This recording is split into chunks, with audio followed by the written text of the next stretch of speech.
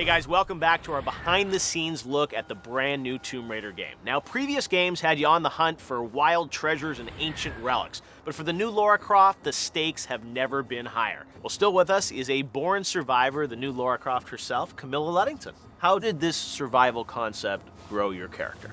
This is the first life and death situation that Lara's ever been in. She realizes that her friends and herself are being hunted, and that really changes everything for her. I'm sure that affected your performance because over the game she grows much more confident. There was a conversation that was constantly going back and forth between myself and the directors and writers. So they would give me context as to where Lara was emotionally and physically in the game.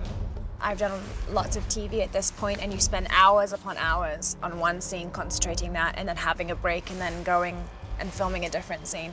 With a game, you have a camera right in front of your head. There's not lots of set changes, so you're going from highs and lows constantly. Well, thankfully, you made it through, and now it's time for the fans to get through the game. Here's a look at exactly what it takes to survive and conquer the brand new Tomb Raider.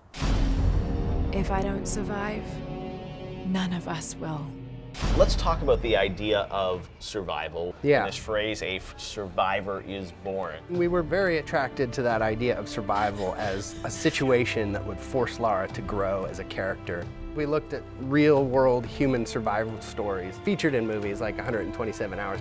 When you look at someone like Aaron Ralston cutting off his own arm to free himself, what was interesting to us is you see a force of will and an endurance that in some ways reminded us of Lara as a character, and that if she doesn't progress as a character, she's going to die on this island. Well, as she starts to progress, there's a series of pieces of gear that you acquire. You're looking at climbing axes to bows and arrows to pistols, machine guns, shotguns. But what really starts to take firm grasp in the mind of a gamer is, how can I use this for more than just directly shooting? Solving problems with a shotgun at first is just about killing enemies, and later you're like, can I use this to actually ungate places I couldn't get to before? She gets skill points and salvage that you can use to upgrade her gear, upgrade herself. So she gets a more capable set of equipment for you to actually get through this journey. It starts to feel a lot more like what you would imagine a resourceful girl to look like, and she's just fighting to survive. As Lara builds her will to survive, it's the sounds of the island that build an eerie tension, bringing the island of Yamatai to life. Right now I'm here with Jason Graves, who's the composer of this rebirth of Tomb Raider. How did you get involved in this project? I got a call from Crystal Dynamics, and they were looking for a new, innovative approach for the music. It really feels like you started from scratch with this game. There was no baggage or responsibility to bring from the past games, just completely clean slate, and allowed me to be even more creative.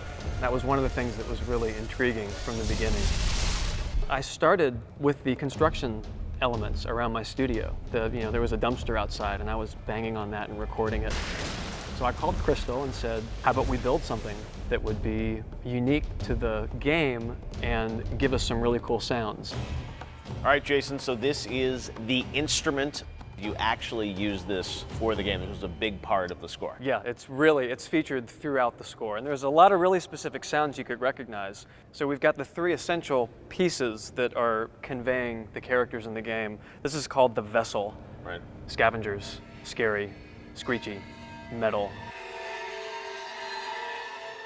We've got the pipes back here, which is the Oni, very kind of meditative and chime-like. Then, of course, the bowls, which represent the island. The coolest thing about this is it's made to be played. So let's invoke the spirit of the island. All right. Hit it.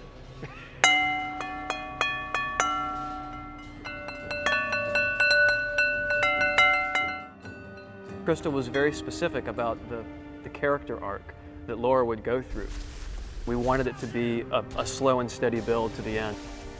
And then you get the payoff at the end of the game. That's when you get the big epic, like, yeah, that's the theme. I can't wait to play the next one.